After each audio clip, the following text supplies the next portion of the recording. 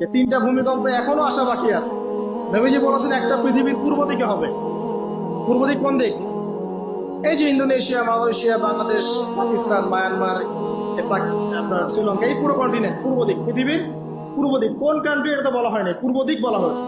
এবং এখানে ভূমিকম্প বলা হচ্ছে না, বলা হচ্ছে ভূমি ধসে যাবে, মানে পুরো ভূমিটা নিচে চলে যাবে। এখন যারা এগুলো নিয়ে গবেষণা করেন তারাও কিন্তু সেম কথাই বলছে, খেয়াল করে দেখেন। তারা তো বিজ্ঞান দিয়ে ব্যাখ্যা করছেন, কিন্তু হাদিসে কিন্তু এটা বলা আছে। আরেকটা হচ্ছে পৃথিবীর পশ্চিম দিকে।